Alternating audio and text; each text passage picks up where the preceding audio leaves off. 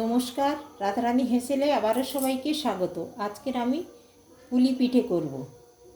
তার জন্য আমি একটা নরম নারকেল কুড়ে নিয়েছি। যেহেতু নারকেলটা খুবই নরম ছিল, সেই জন্য দুটো একটা ডুমি ডুমি হয়ে গিয়েছিল, সেই জন্যে আমি বেটে নিয়েছি। এটা আমি এখন পুরের জন্য আমি এটা জাল দিয়ে নেব।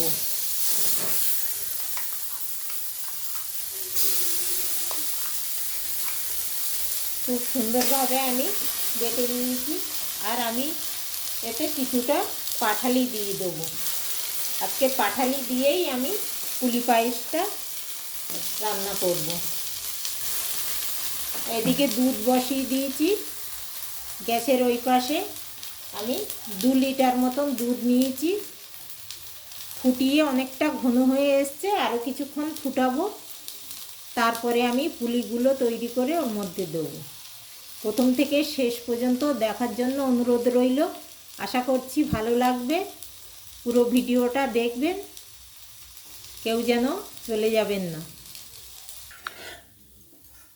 পুরটা দেখুন আমার প্রায় অনেকটাই শুকিয়ে এসছে।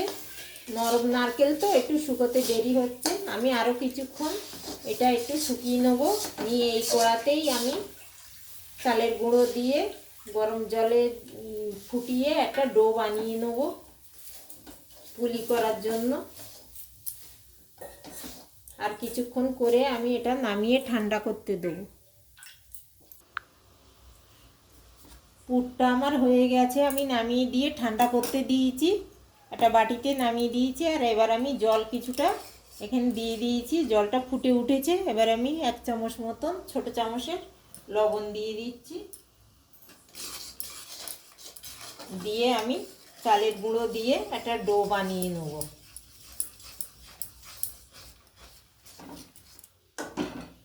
হাত ছোঁয়া গরমে এটা মেখে নিতে হবে।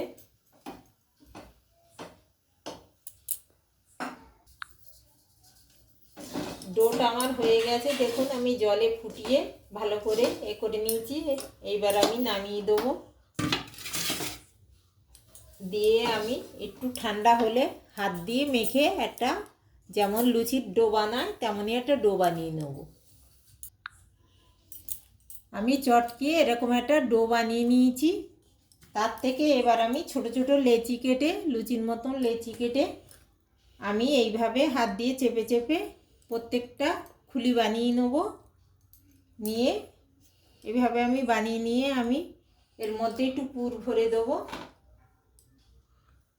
এই পুর ভরে দিয়ে এবার 2 সাইড দিয়ে চেপে এইভাবে আমি মুখগুলো আটকে দেবো। খুব সুন্দর করে আটকে দিতে হবে যাতে ভিতরের পুরটা না বেরিয়ে যায়। দুধটা ফুটে আমার অনেকটাই ঘন হয়ে গেছে। আমি এবার পুলিগুলো সবগুলো করে নিয়েছি। এবার আমি পুলিগুলো দুধের মধ্যে দিয়ে দেবো।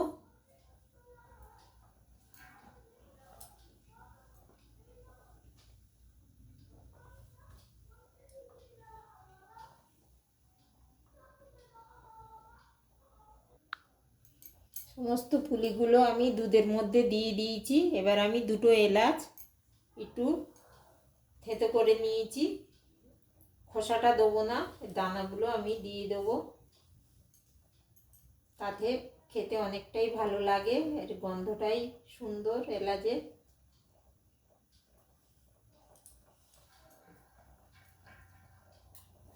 আরও কিছুক্ষণ আমি ফুটতে দেবো, তারপরে আমি পাটালিটা দিয়ে দেবো।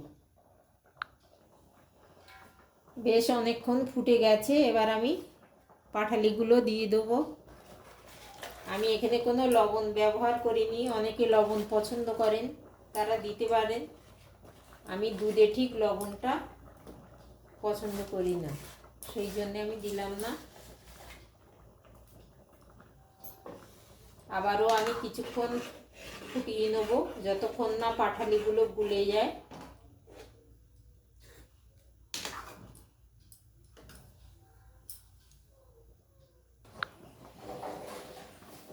আমার পাটালিগুলো খুব সুন্দরভাবে গুলে গেছে দুধের সঙ্গে দেখুন। আর বেশ কিছুক্ষণ ফুটে গেছে। দুধটা অনেকটাই ঘন হয়ে এসছে। আমি এই অবস্থায় বন্ধ করে দেবো, আর বেশি ফোটাবো না, কারণ ঠান্ডা হলে এটা অনেকটাই ঘন হয়ে যাবে। শেষ পর্যন্ত দেখার জন্য ধন্যবাদ। আজকের আমার এই দুধ পুলি কেমন লাগলো অবশ্যই জানাবেন। সবাই ভালো থাকুন, সুস্থ থাকুন। দেখা হবে আবার অন্য কোনো রান্নায়। আজকের এই পর্যন্তই।